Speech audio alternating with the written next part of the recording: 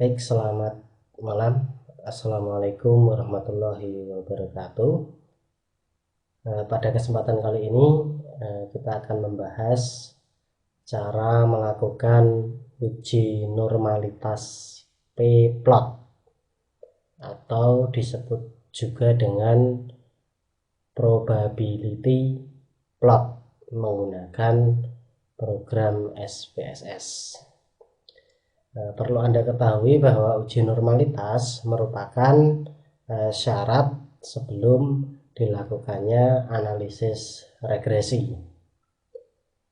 Konsep dasar yang perlu kita pahami dalam uji normalitas plot ini, di mana uji normalitas bertujuan untuk menguji apakah nilai residual pada model regresi berdistribusi normal atau tidak.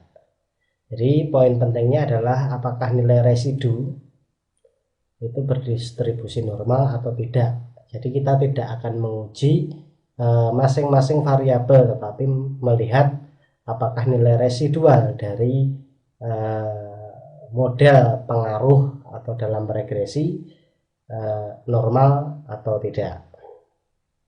Selanjutnya, dasar pengambilan keputusan dalam uji normalitas p-plot ini. Pertama, data dikatakan berdistribusi normal jika data atau titik-titik menyebar di sekitar garis diagonal dan mengikuti arah garis diagonal. Kedua, sebaliknya, data dikatakan tidak berdistribusi normal jika data atau titik-titik menyebar jauh dari arah garis atau tidak mengikuti diagonal. Maksudnya apa?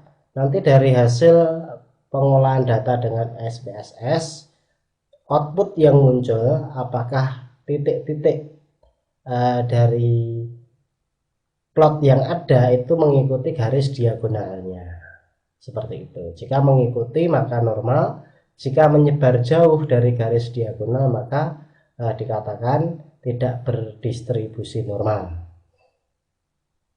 Langsung saja di sini saya mempunyai data. Data ini diperoleh dari penyebaran kuesioner, kemudian skor total dari masing-masing variabel saya input di sini. Jadi ada dua variabel, motivasi dan kinerja. Dari ini kita mau melihat apakah model regresi, yakni pengaruh motivasi terhadap kinerja itu berdistribusi normal atau tidak melalui pengujian uji normalitas p-plot menggunakan SPSS. Di sini saya mempunyai data berjumlah 53 sampel. Oke, langkah-langkah pengolahan datanya. Yang pertama saya buka program SPSS-nya. Ini. Kemudian kita akan mendefinisikan atau menulis nama variabelnya di SPSS ini. Caranya, saya klik variabel view. Pada bagian name, pada baris pertama, saya tuliskan X. Kemudian pada baris kedua, saya tuliskan Y. Pada bagian label, saya akan tulis nama variabelnya. Ada motivasi dan kinerja. Di sini saya ketikkan motivasi.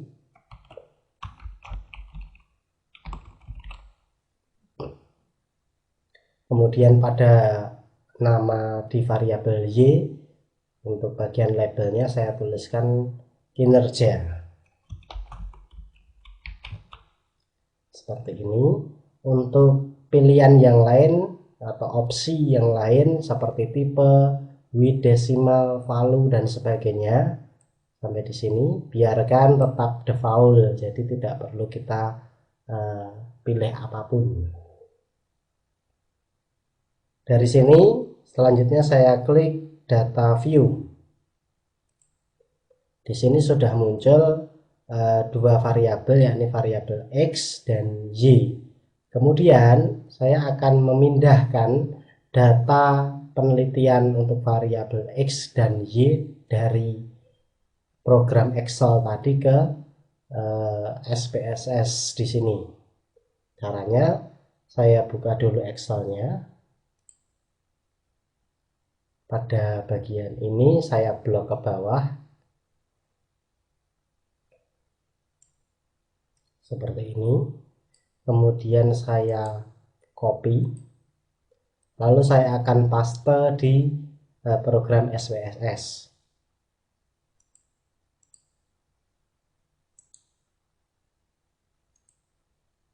Sebelum masuk ke analisis, kita cek dulu apakah semua data sudah terinput di sini. Kita cek 53 sampel. Kita cek lagi di Excelnya. 53. Pengecekan ini untuk kehati-hatian kita pada saat menginput, karena kalau dalam penginputan data itu terjadi kesalahan, maka nanti hasil yang diperoleh itu tidak akan sesuai dengan yang kita harapkan, begitu. Selanjutnya saya pilih menu analyze, lalu saya pilih regression, kemudian saya pilih linear.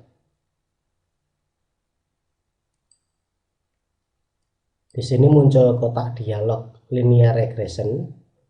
Saya masukkan variabel motivasi ke kotak independen. Caranya dengan mengklik tombol ini. Sudah. Kemudian pada variabel kinerja saya masukkan ke kolom dependen. Baik, langkah selanjutnya saya pilih plot. Saya beri tanda centang pada normal probability plot.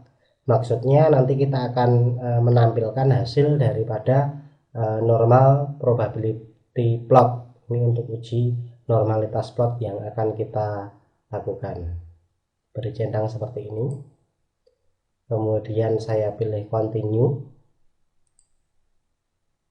Lalu yang terakhir saya klik OK.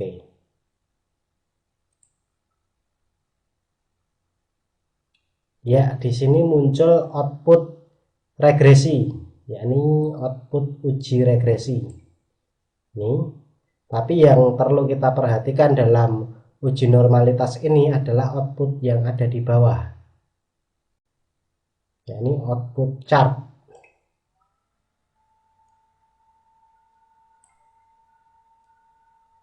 Kita perbesar dulu supaya lebih jelas. Dari output chart ini kan tulisannya normal p plot of regression residual, artinya kita melihat apakah nilai standarisasi residual atau nilai residu, yakni pengaruh motivasi terhadap kinerja distribusi datanya normal atau tidak. Kalau kita lihat titik-titik ini itu mengikuti garis diagonalnya, mengikuti seperti ini. Nah, sehingga kita dapat simpulkan bahwa data ini berdistribusi normal, sehingga uji regresi dapat dilakukan, begitu. Seperti halnya dasar pengambilan keputusan pada uji normalitas ini dikatakan berdistribusi normal jika data atau titik-titik menyebar di sekitar garis diagonal dan mengikuti arah garis diagonal. Ini kan mengikuti. Baik, untuk uji normalitas plot caranya seperti itu. Namun jika Anda ragu ini termasuk normal atau tidak ya, kok ada yang mengikuti garis diagonal, ada yang tidak. Kalau seperti itu kasusnya dan Anda ragu, saya sarankan untuk melakukan alternatif uji normalitas dengan cara yang lain, yakni dengan metode Kolmogorov-Smirnov yang videonya juga sudah saya upload di YouTube ini. Saudara bisa lihat di bagian pilihan video yang ada di profil YouTube saya. Di situ ada banyak uji yang cocok untuk alternatif yang lain dari uji normalitas P-plot adalah menggunakan normalitas Kolmogorov-Smirnov. Saya rasa hanya ini pembahasan kita mengenai uji normalitas. Sobat bisa melakukannya dan jangan lupa untuk berkunjung ke situs SPSS saya untuk mendapatkan panduan uji-uji yang lain yang barangkali Anda membutuhkan langkah-langkah maupun teori-teorinya. Saya akhiri, jangan lupa untuk subscribe video saya. Billahi taufik wal hidayah. Assalamualaikum warahmatullahi wabarakatuh.